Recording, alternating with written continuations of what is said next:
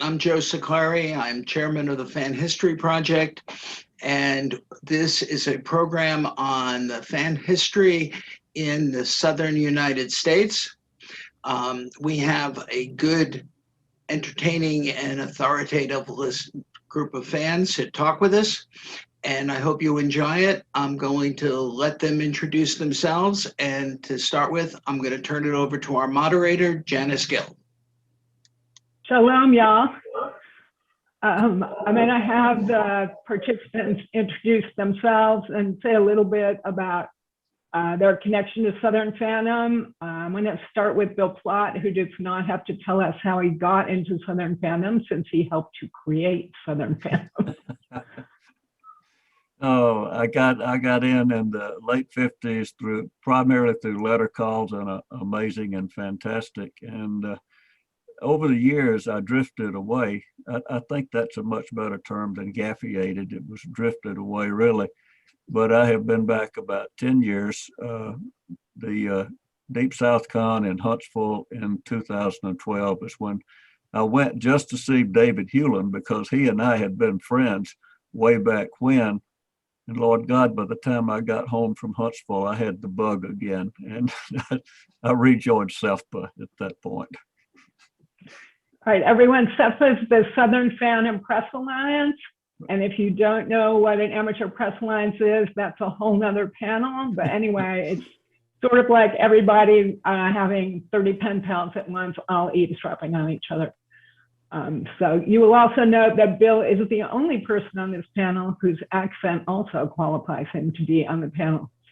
I want to hear from an intro from Toni next, who literally wrote the book with an almost 200-page edition of the Southern Fandom Confederation Handbook. So Toni, take it away.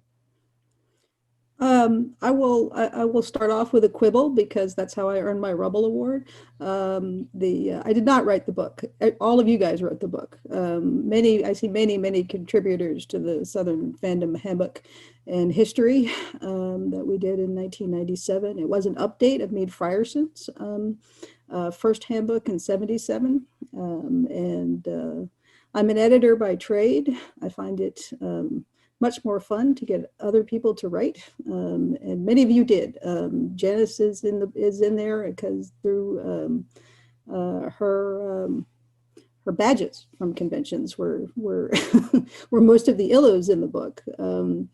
Sam Smith is here, I see. He is the one who's responsible for taking the carefully hand laid out pages that Hank Davis and I put together, and scanning them and turning them into something that will actually live on the internet. And I gather that FANAC now has also has posted it in places that it's useful too. I got my start in Southern Fandom in 1979. Went to my first convention in 1980, which makes me by far the neo on this panel. So, Guy Lillian, Yo. gorgeous Southern Fandom. Tell us how you got into Southern Fandom, what your connection is. I literally got into Southern Fandom by moving to the South. I was a student at Cal and met Paul Anderson. He got me into the Little Men, the great Bay Area science fiction club. And my parents moved to New Orleans while I was at Berkeley, and when I moved down there, someone found my address in a comic book. As some of you may remember, I used to write letters to comic books when I was a kid, and they called me up and invited me to a meeting of the New Orleans Science Fiction Association. And through them, I was introduced to Southern Fandom itself and to SEFPA, the Southern Fandom Press Alliance. And I've been a member of that for 50 years, which is pathetic, but it nevertheless it was wonderful.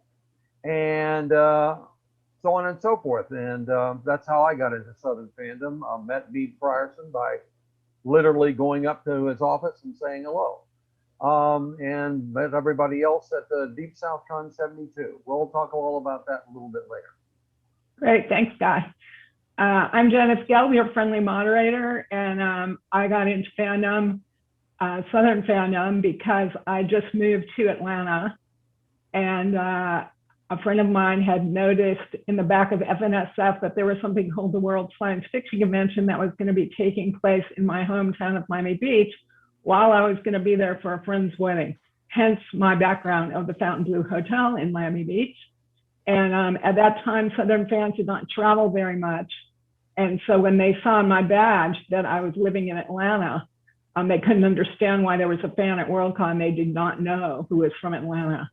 And so they talked to me, and I didn't know very many people there because I'd been there for a job. And so I got into going to club meetings and the rest, and the waiting list for SEFPA at that point, and the rest is history. So I thought we might start out by having people talk a little bit about how they feel that Southern Fandom, like what makes Southern Fandom distinct? You know, what in its history or what in its incarnations over the years makes it distinct as a regional fandom?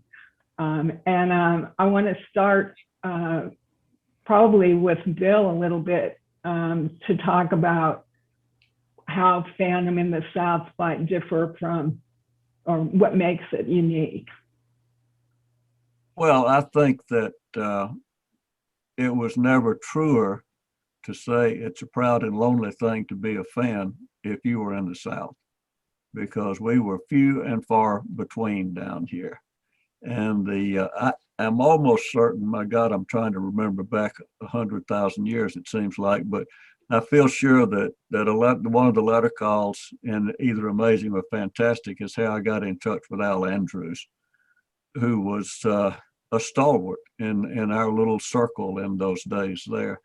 It was a very intimate group because there were so few of us. And, I don't know that it's hard. There had been an earlier Southern Fandom, not to say we started it, because the Lee Hoffman, Roger D. era in the 50s had certainly preceded my getting into it. And but I think that we probably had, as it developed with SEFPA, a larger group in later years there. That by the time we got into the 60s, probably a little larger group by then. But yeah, it was indeed a proud and lonely thing because you just didn't have any friends around here who were into it.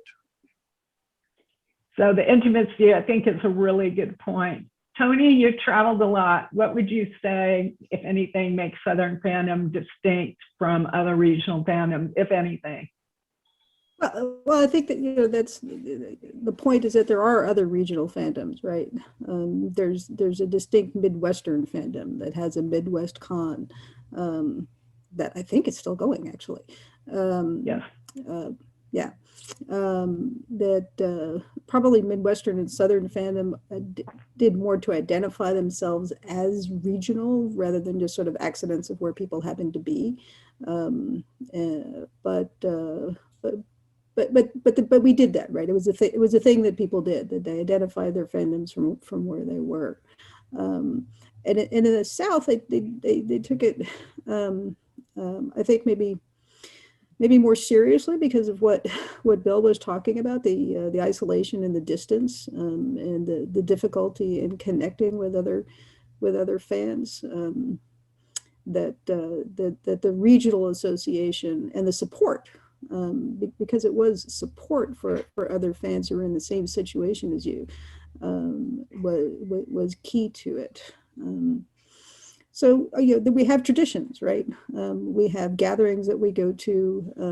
We have histories that we share. We have APAs that we joined, and SEFPA is sort of the core running through all of that. Thanks, Guy. I agree with that completely.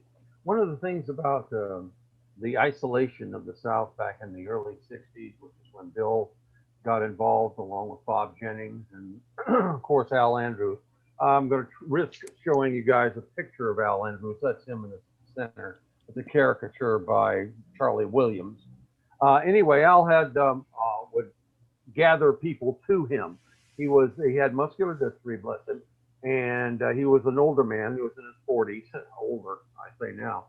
But anyway, guys would like Bill, Bob, Lon Atkins, Hewlin, all kinds of folks, Jerry Page, and of course, Hank Reinhardt would go visit him.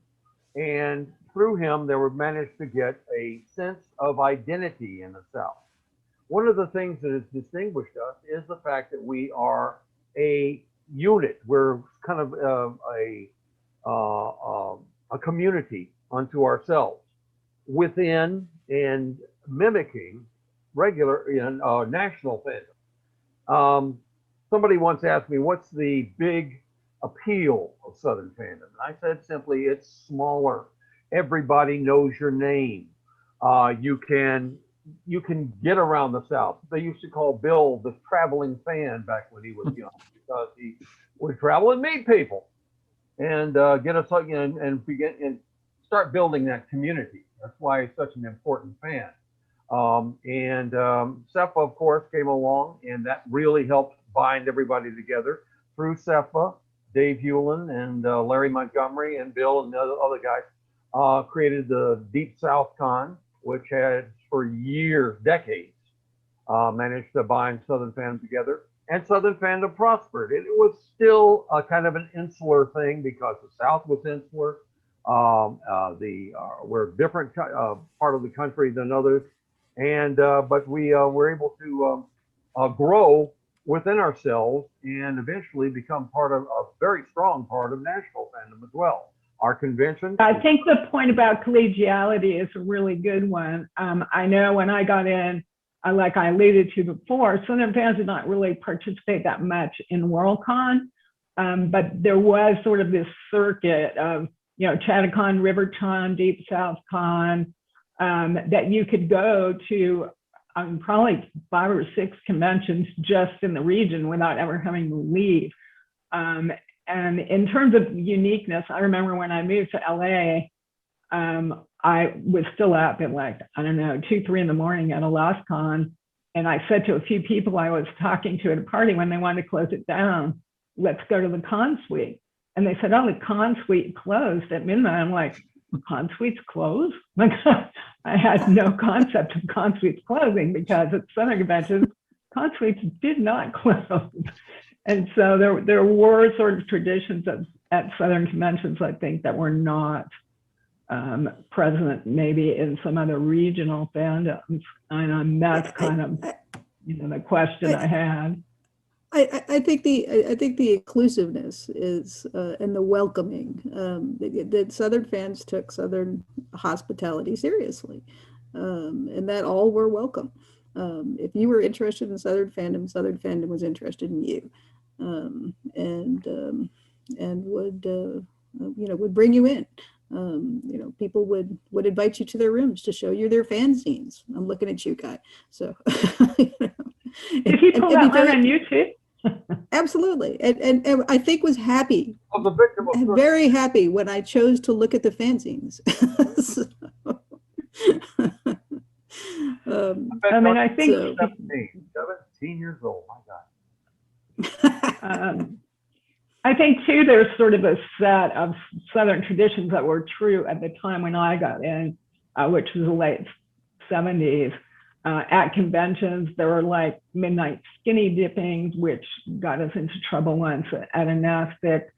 There was the time where there's a Hearts tournament at the Deep South Con DSC that happens every year that at one point was, incredibly important to the people who might win it.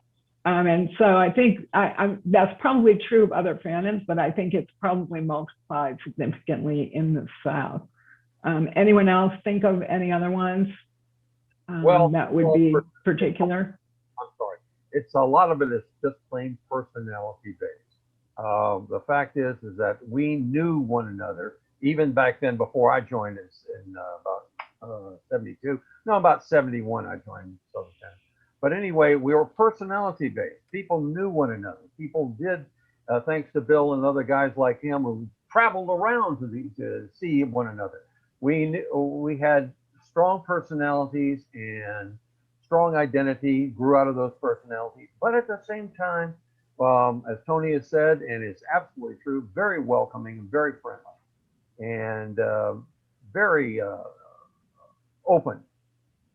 Well, guys now provided me with a segue to the next question I wanted to ask, which was people's favorite Southern fan personality and anecdotes thereof. So I want to start with Bill again, since you were the traveling fan. Yeah, you know, I was, because as I said, I had no other fan friends. And when I went and met Al, my God, we became such good friends over the years there. But then I found others. I met James Ayers, who lived in the Gadsden, Alabama area. And he was a regular letter hack, just amazing and fantastic. And James, as I look back on it, I think was probably perhaps autistic or something, because the way I met him, although we had corresponded, I was in Gadsden for a student council convention when I was in high school. And he lived in that area, and his family members came with him and picked me up at the hotel, and we took me to their house, and we hung out for a couple of hours. And then James gave me all of these magazines, and they carried me back to the hotel. So he was one of the early ones I met. And I had a high school buddy, best buddy, Howard Shockley, rest in peace, who was a Fringe fan. He enjoyed my dabbling in it. And Howard and I took a trip one summer to Panama City and to meet up with some fans. On the way, we stopped and I didn't realize this until preparing for this. I went back and looked through some early issues of Sporadic, and I found that on this Panama City trip, Howard and I stopped in Defuniak Springs, which is in the Florida Panhandle, and had lunch with Lou Bell and V.R. Wood. And the name was familiar once I looked at it, but I can't tell you a thing about her or why she was one of the fans, but it was on this trip. But when we got to Panama City, we hooked up there with Norm Metcalf and with Shelby and Susie Bick. And that was a wonderful outing for two high school kids who were out in search of some kind of adventure at that point, you know. Grand. Those are some really good names. How about you, Toni? Folks, I married my favorite. Yeah, Hank Reinhardt. There he is. See, I didn't. Yeah, that was early in his legend making period. When I had him, he had no hair. Yeah, Hank Reinhardt and Jerry Page and Irvin Coach and Timmy Boljo and Maureen Doris, Charlotte Proctor, who is maybe be with us, I hope. I mean, she's still with us, but I mean, she'd be actually with us here. These were the giants who roamed the field when I first came into fandom, and they were all universally wonderful, and fun to be with, fun to be around. Janet's wearing the Kubla Khan shirt. Ken Moore. I mean, how much fun was Ken? And these were intelligent, erudite people.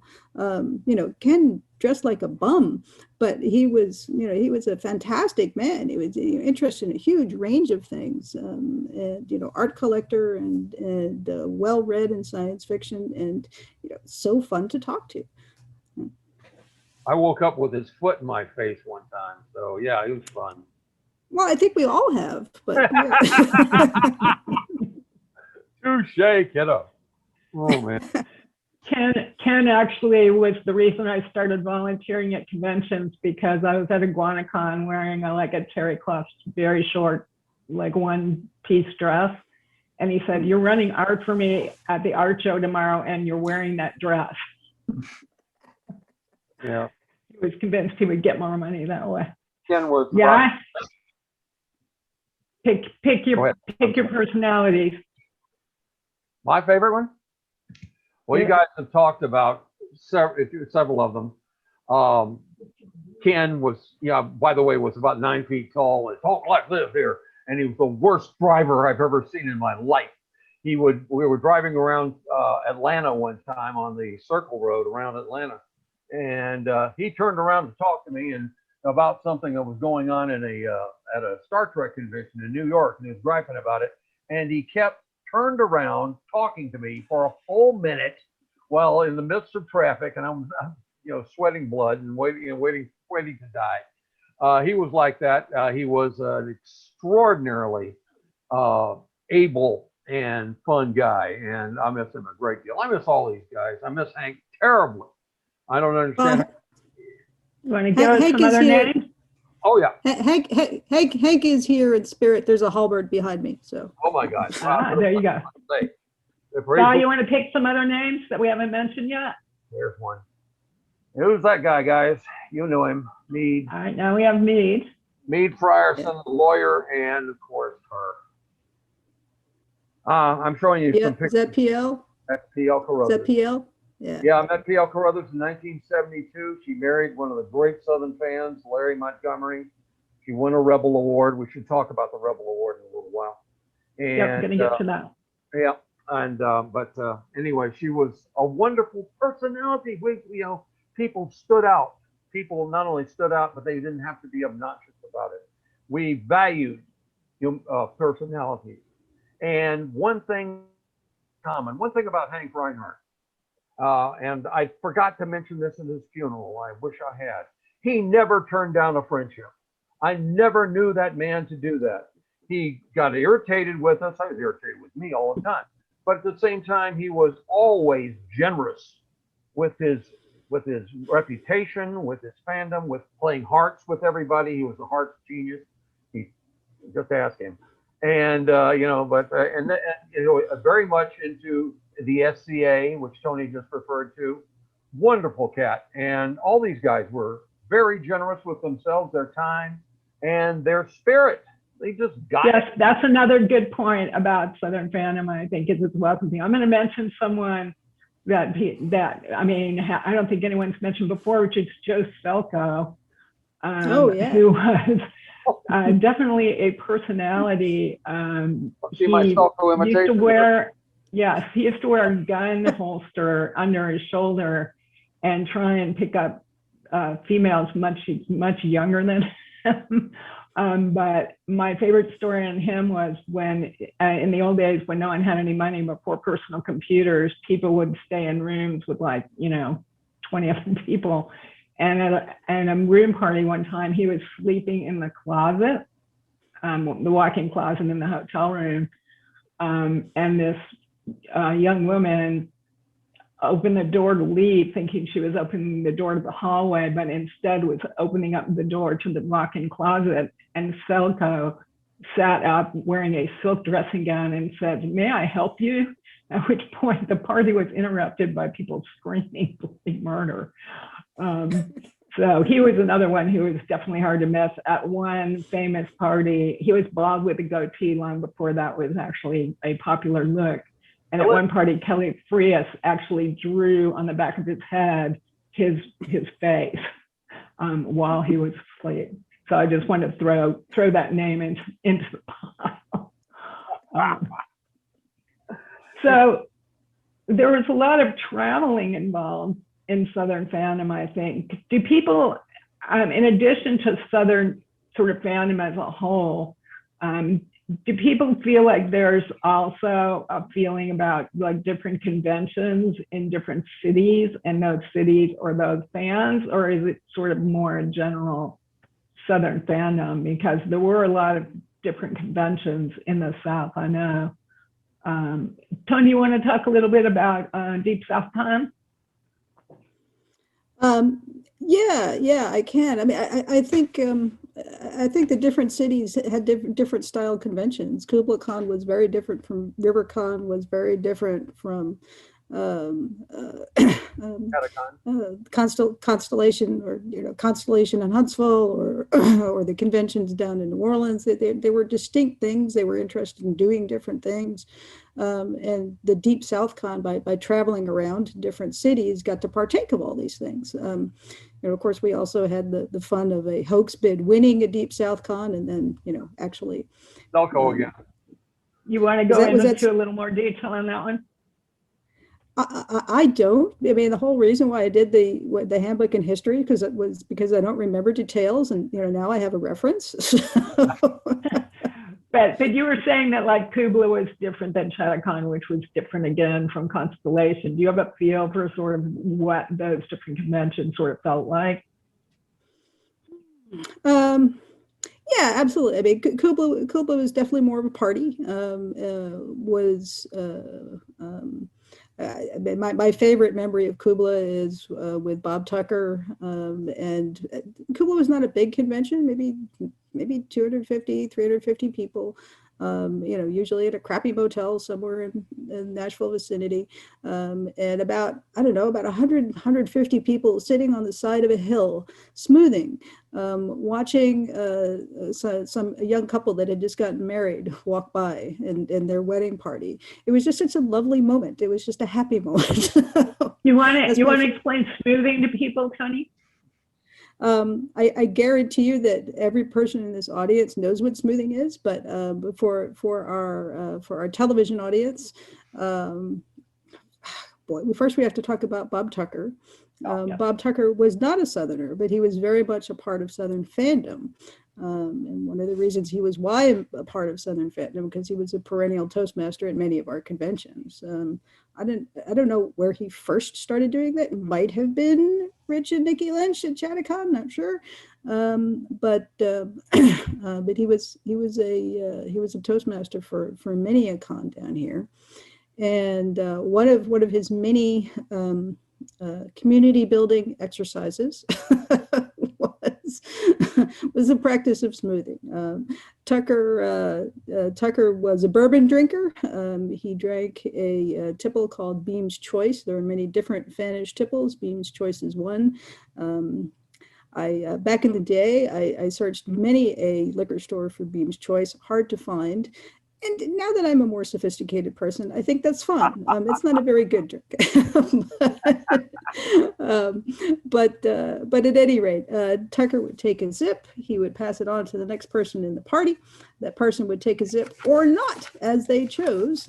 Sometimes it just take a sniff, and that's all. Pass it on. Everybody raises their hand as they drink until you have however many people there are in the room doing this. And as I said, it could get to the hundreds.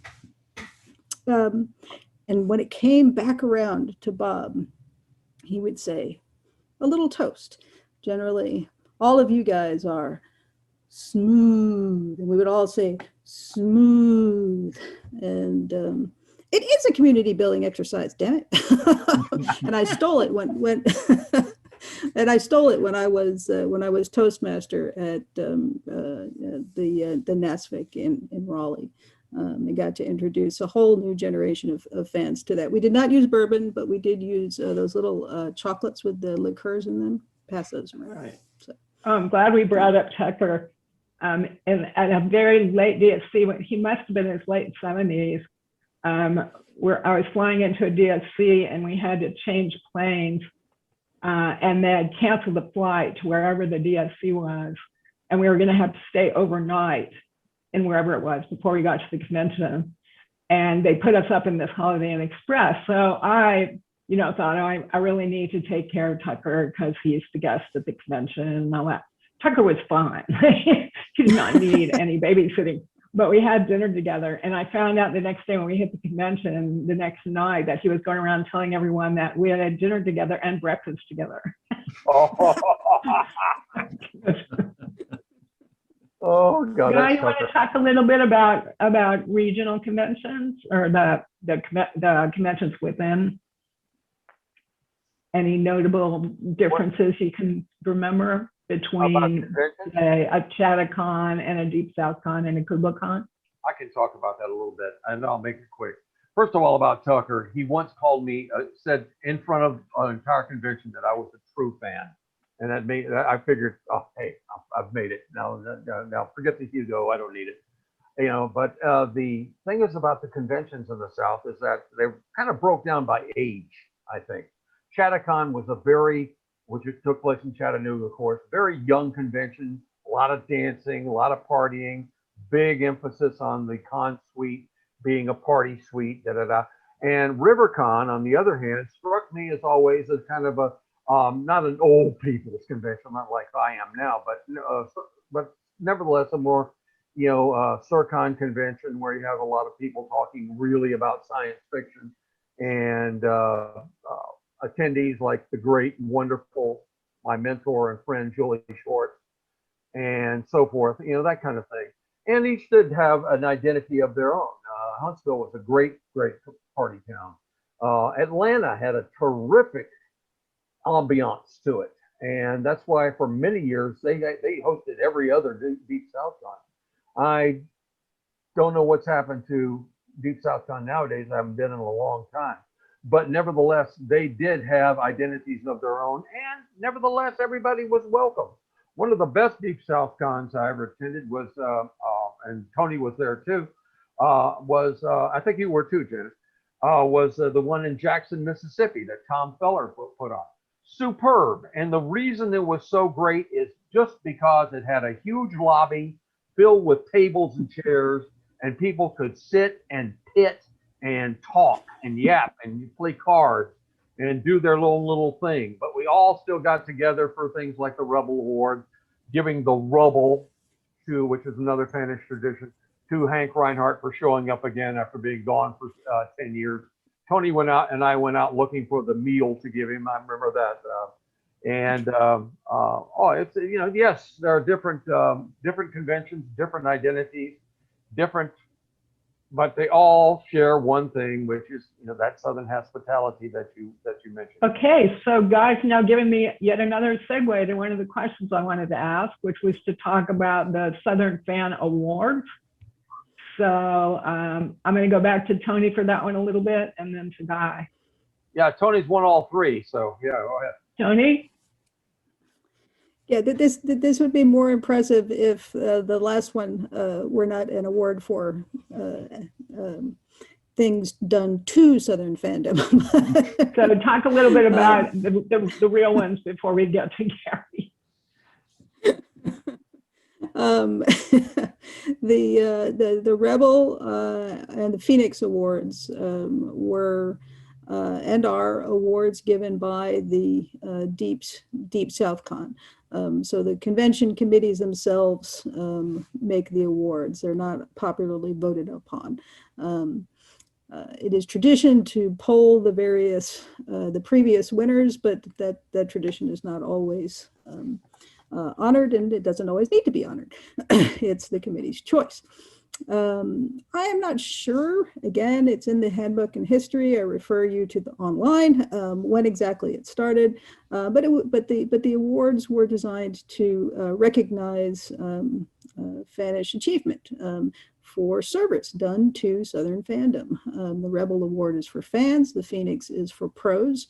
And they've been awarded to a wide range of fans and pros over the years. And I'm very proud to be in those ranks. I got my award. My first award was the Phoenix Award, and it is given out to pros. I've been working as an editor for, I guess, maybe about 10 years at that point. I was at a convention in Birmingham, and I did not want to go to the ceremony. I was having a good time drinking beer with Bob Shaw, and I didn't want to interrupt that. It took Charlotte Proctor banging on the door and saying, "No, seriously, you both need to be there." All right, fine, geez, whatever. So we toddled on in. I think Bob was supposed to actually be presenting one of the awards. He won the Rebel. And he and Don. He won the Rebel. Yeah, he won one of them, I think. Yeah. But at any rate, just as a note to committee people, you need to have minders for these things.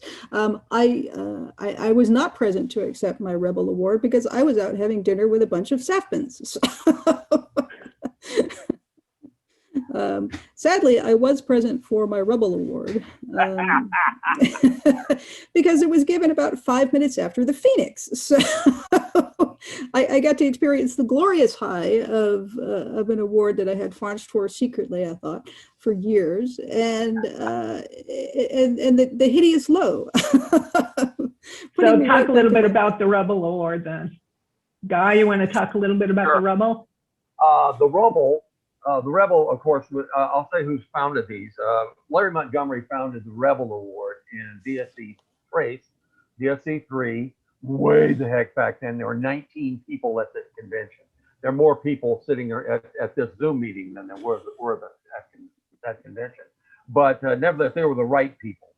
He came up with the idea to give out an award to a great Southern fan who has done marvelous things for everybody.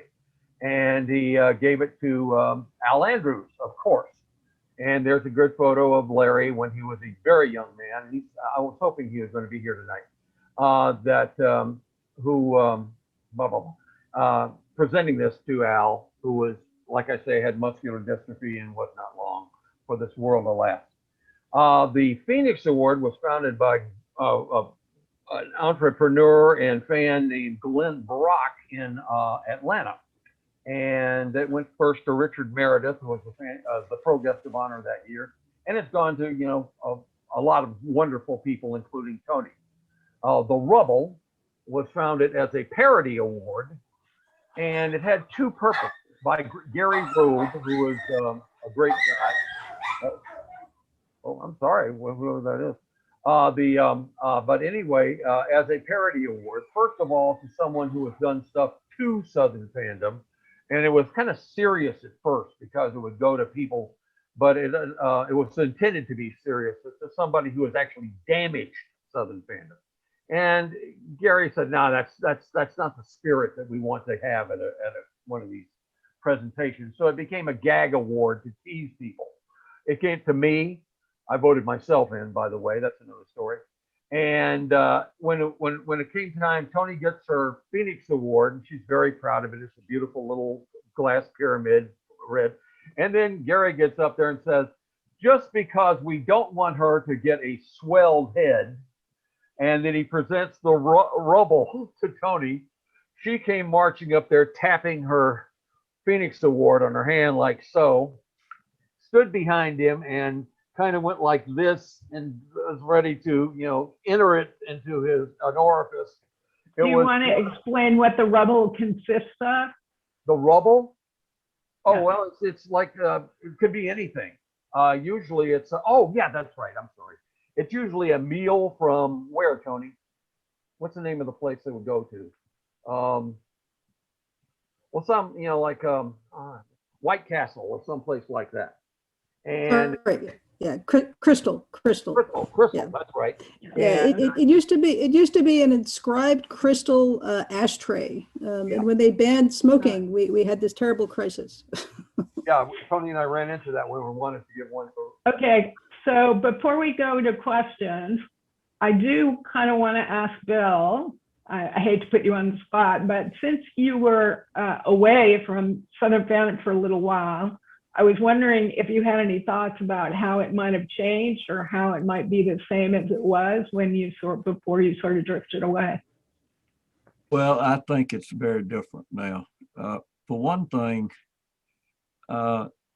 science fiction has become mainstream, and that changed the dynamics completely. And that's why you have a Dragon Con of what, 50,000 people or something like that I can't imagine ever wanting to be at. And I think the intimacy has declined along with that growth. Since I've been back in, I have found that I have found just the right niche with SEFPA and people that I've met who are friends of the SEFPANs at the cons that I've been to. I just don't think I would really fit into the big scheme of things. And how about the DSC you went to? Is that different or mostly the same?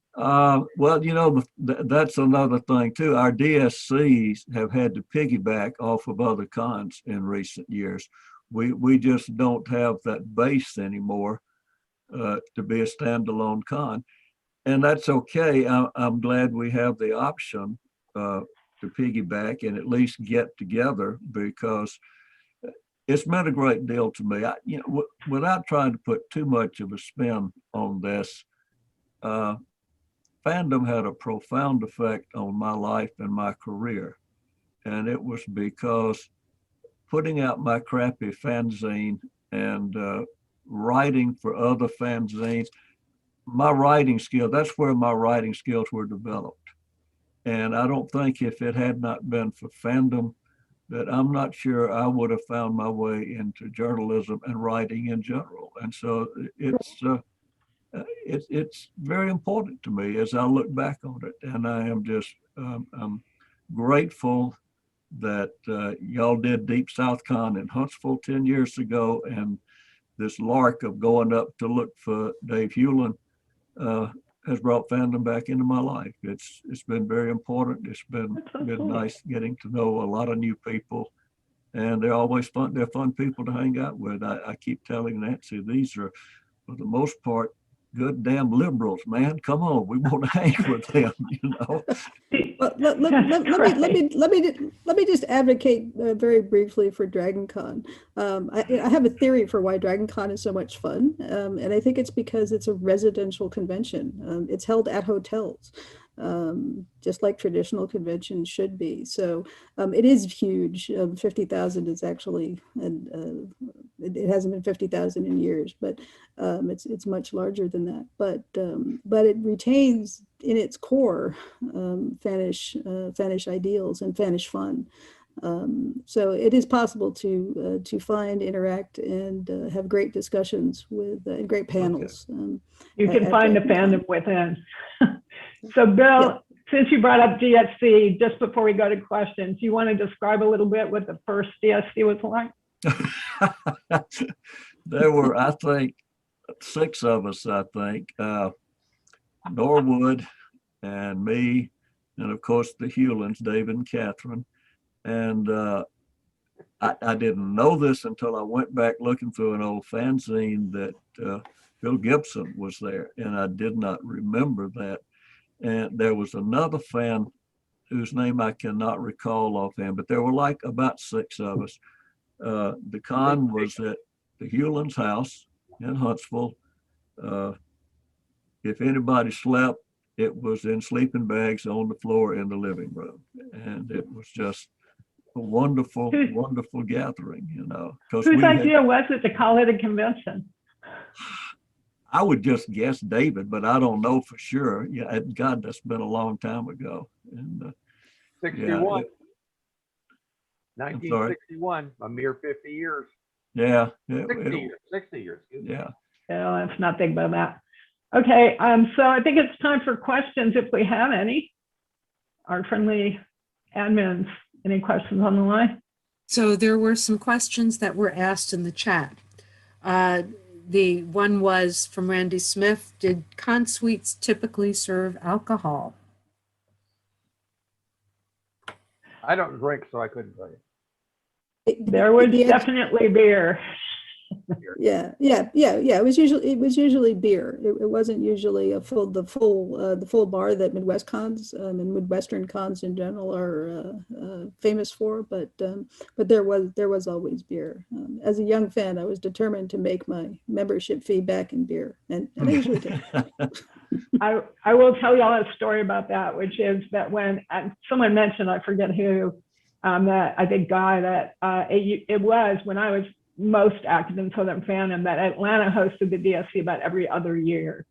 And one year when I was living in Atlanta, we were looking for a hotel, and we met with the hotel staff to look over their facilities, and they were, you know, waving us into this suite, this beautiful suite that had all this room for people and really comfy furniture and all that. But the bathroom with the only bathtub was up a small winding staircase. And the minute we saw that and realized we would have to be icing that bathtub and stocking it with beer, and fans would have to be going up and down a narrow spiral staircase to get to the beer and back down from the beer, we couldn't use that convention hotel. So yes, there was definitely beer. I don't, like Toni said, I don't think there was alcohol per se. There was like maybe Tullamore Dew floating around or something, but not really. I mean, private parties sometimes had alcoholic beverages on offer. Yeah, and it took.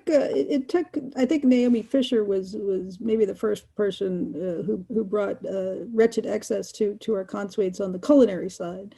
For a long time, it was cheesy poofs and pickles and potato chips, and that's pretty much it. And swill. Swill, conventions would have their own signature drinks. I mean, that's how Atlanta in '86. I don't know that they won their bid because of the the peach daiquiri that they had, but it was absolutely part of their identity. Porch. They called their party Aunt Pitty Pat's Porch. It was peach daiquiris. I never wanted to see another can of peaches ever again in my whole life. We should mention. You want to talk about swill? Well, I just want to mention that again, the recipe for swill in Ken's own hand is in the Deep South Common History and Handbook. This is the kind of history, the important artifacts that we have preserved there. Okay, other questions? Yeah, there are a bunch of them in the chat. So Jerry, as a follow-on, Jerry Sullivan asks, are the con suites still open around the clock at Southern conventions? Still, who knows? I don't know. Well, not this year. I'm too old. Yeah, exactly. And not this year, no.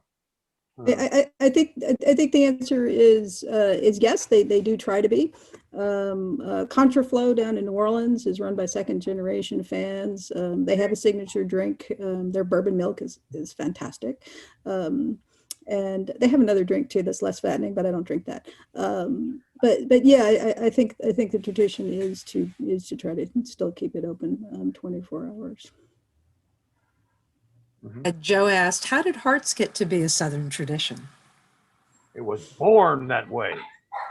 These guys started, Lon Atkins, Hank Reinhardt, a few other guys, but definitely those two, started playing hearts from the get-go when they first came into, when they first started the Deep South Con and first started getting together.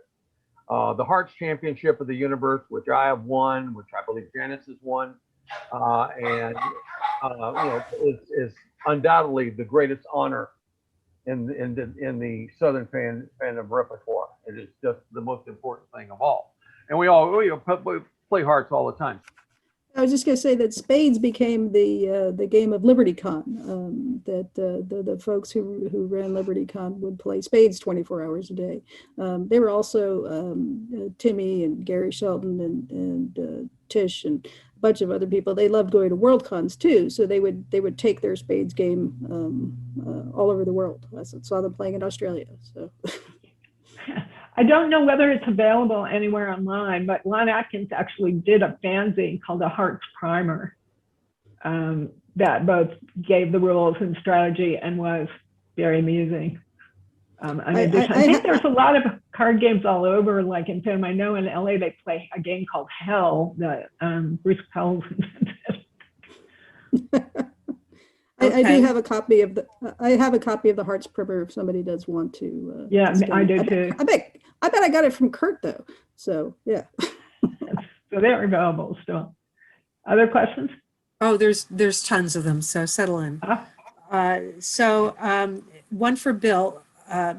Bill, did you ever meet L.D. Broyles? And could you say a few words about him if you did? No, I did not meet him. That was from the Ages. I knew of him because he and Al Andrews had a correspondence going on. And so I knew of him through that, but I never met him.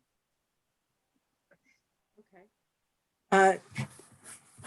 Suzel asked, could you say some words, all of you collectively, about Southern fanzines? You've talked about the APA, but not much about other fanzines. Do we have Guy back? And I think that was Jerry rather than Susan. Oh, did I look at the wrong one? Shared account. No, Have we got Guy back? We can Yeah. hold that if you want to. Yeah, I think we should hold that until we've got Guy back. Unmute. Okay, am I here? Can you- Back. There you Oh, are. I'm back. I'm sorry. Yes, fanzines in the South.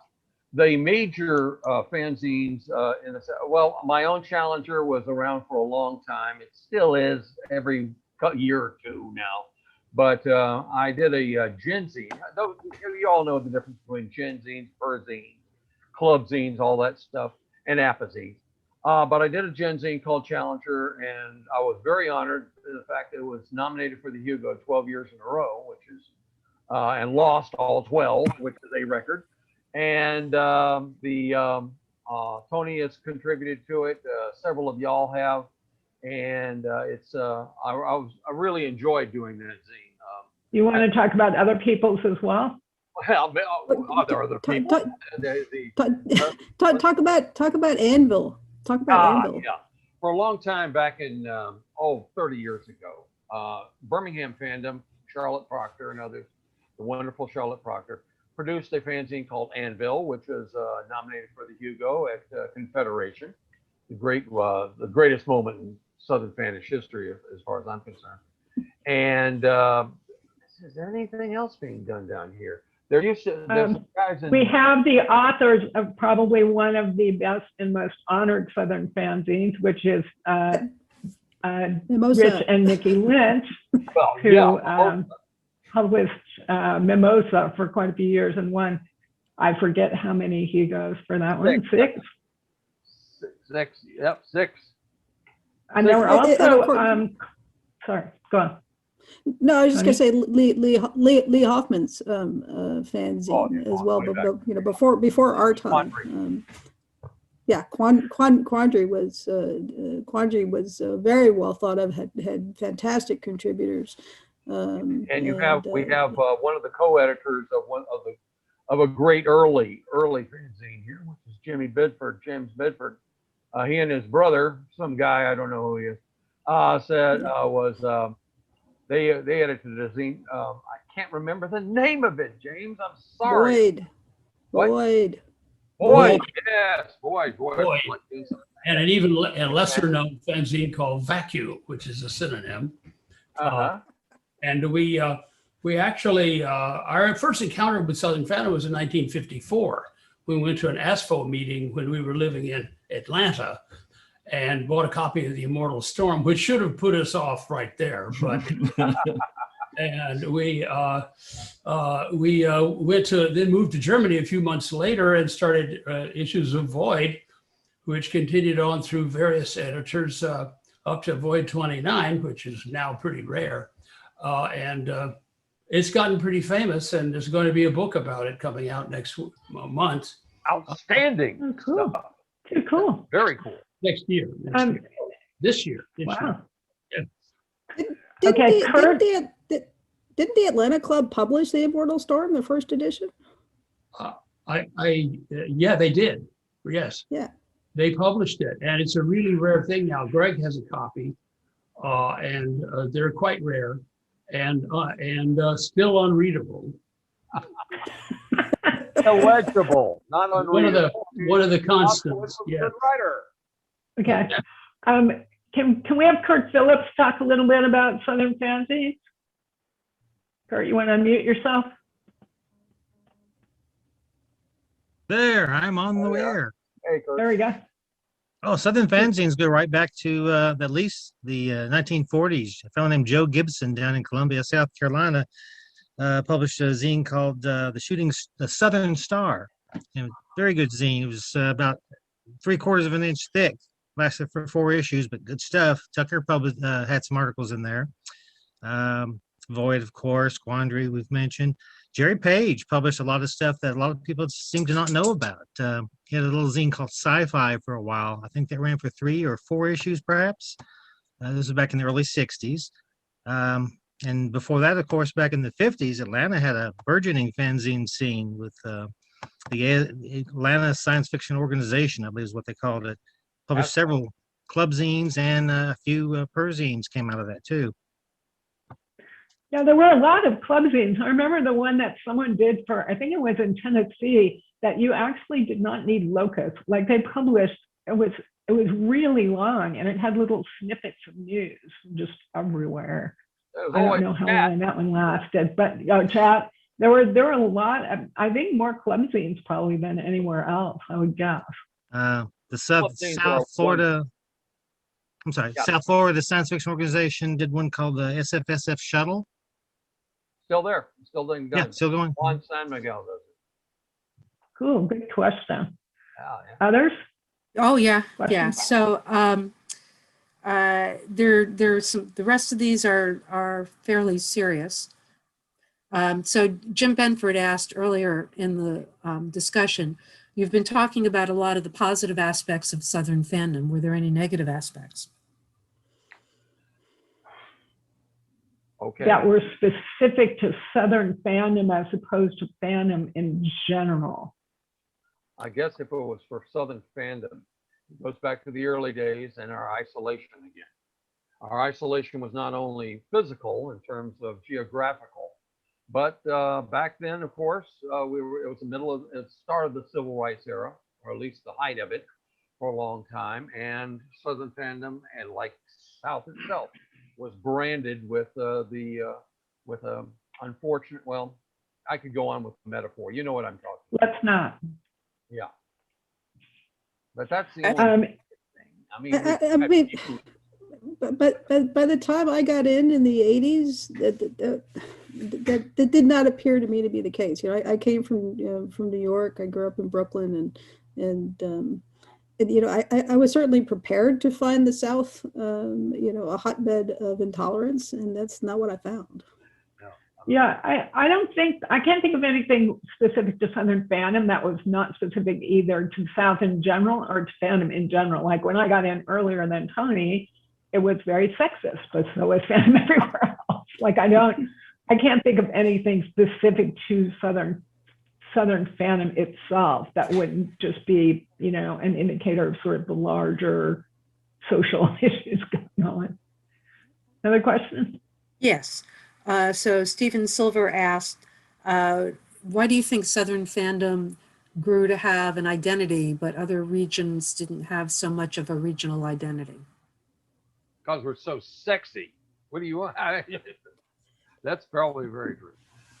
No, it's a lot of it has to do with the fact that we are a region.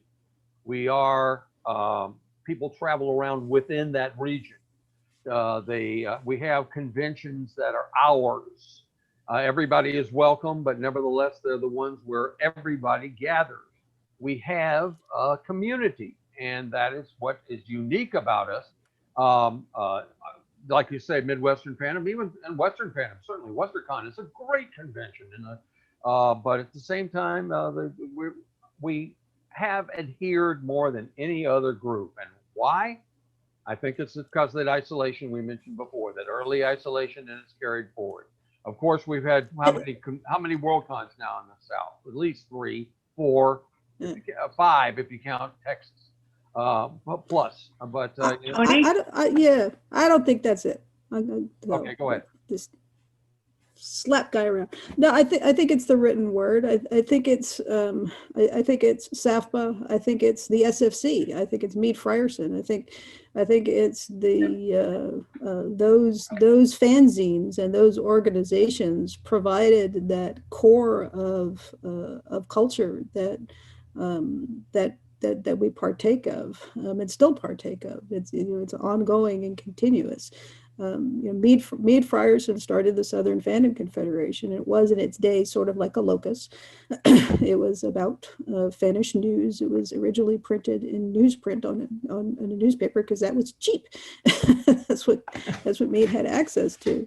But the fact that you got a newsletter that said, here's this convention close to you, here's this fanzine published close to you, here are these people doing these things close to you. I think that was what made Southern fandom cohere, where it wouldn't necessarily in California or the Northeast, even though those are, those were regions that had plenty of fans and plenty of fanzines and plenty of things going on. And I think people drove, people were willing to drive a lot to get to various places.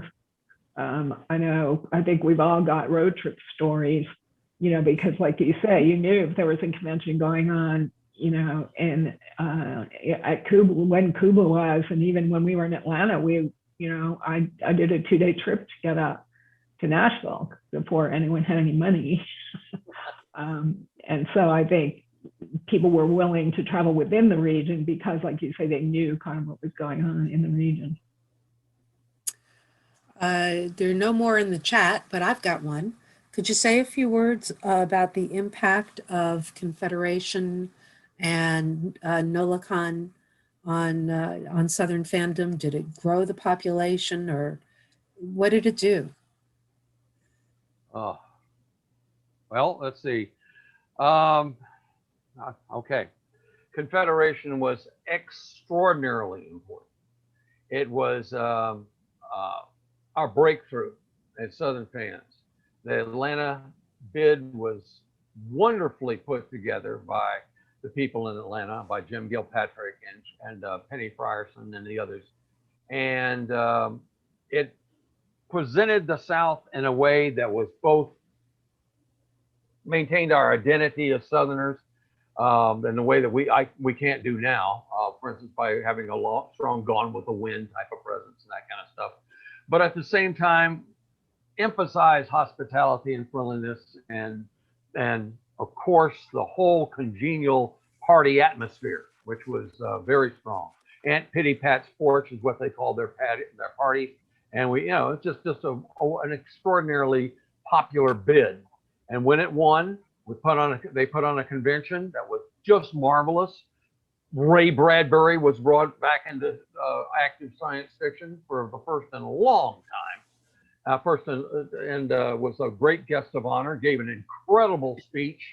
I mean, the people are still talking about, not just me, but other people are still talking about it. Yeah, I'm not sure that it had an impact on Southern fandom as much as it might have brought some people to see sort of the South and some of the things that were done there. I will say that I don't want to go into detail about NOLACON, but I do think that its presence in its location helped that committee a great deal, because if it had been in a non-Southern, more boring city, there might have been a lot more negative reactions afterward. But because everyone was in the quarter drinking hurricanes, they did not really care that much about the convention itself. So that location certainly helped that convention a lot. But I'm not sure that the Southern Worldcons did anything for Southern fandom. Toni, what do you think? First, just there are 2 NOLACONs, so I'm not sure which one you're talking about. Two. Yeah. It was sort of more, I guess our gift to fandom in general is saying, hey, we're part of greater fandom, and we would like you to come down here and share this with us. The Confederation, the Atlanta in '86 was very much a regional committee that different parts of the South had different parts of the convention, and it brought together a lot of different people in service of Worldcon. And also, let's not forget MagicCon, which I think is just. Well, let's try. No, you can't. But for you, it was a hassle. For us, it was a glorious event. Rosie and I were there, and hanging out together.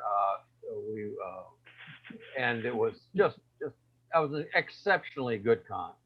I will assume that everyone knows what we're talking about, but just for the youngins, that was the Worldcon in Orlando, which we have both. We have the chair and the head of programming on this call, among other people. And we have other committee members as well. Mark is on. Yes. That was a superb convention. By the way, I'll talk privately to anyone about NOLACON and who wants to, but it's private and not for publication. Yes. So Nathan Madison has a longer question. Nathan, would you unmute and ask your question, please? And thanks, Jerry, for making sure I didn't miss it.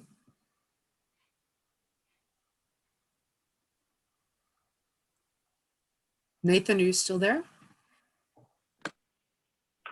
Oh, there he is. Unmute, Nathan. I can't hear you. Can you hear me now? Yep. Okay, cool. Thanks. Yeah, I write a lot of science fiction history, and I'm in Richmond, Virginia at the moment, so it's kind of interesting to me on both fronts. But one thing, I was talking to the editor of Amazing Stories the other day, and we were kind of talking back and forth about what's the difference between fandom now and fandom back then, when he was coming around. And one thing I've always thought about was the lack of participation that's needed for people to be considered fans today. Not, nobody's really, at least my generation and younger, they aren't making fanzines. They aren't really having clubs or group meetings or anything. So I was just kind of curious as to what some of y'all's opinions were regarding that lack of active momentum among people to, is that a defining aspect that isn't going to come back around as time goes forward, just because science fiction and the idea of conventions is so ingrained in modern popular culture now. Like I've done talks at San Diego Comic-Con, and I think last year I went, it was like 180,000 people. But here in Richmond, we have a smaller convention called RavenCon, which has, I think maybe at most, maybe 1,000 people. And that's probably in a convention that speaks to me as probably being closest to what some of these conventions that you guys are talking about back in the 60s and 70s were, as far as the size, as far as the emphasis on literary science fiction and fantasy, as opposed to media show. So I guess I was just going to say, just going to ask, like I said, what is some of y'all's opinions on what fandom, if it exists today, in that sense, how it compares to what came before? I want to let Bill start out on this, since we haven't heard from him a little bit, and because he touched on this before, I think, about science fiction and popular culture now. Bill? Yeah, it was, I think Star Wars changed everything. Now, some people say Star Trek, and I don't disagree with that. But when that movie came out and you saw people coming out of the theater and the way they were talking about that changed everything. That brought science fiction into the mainstream, in my opinion. And the hallmark of that movie, of course, was the bar scene. My God, that was spectacular.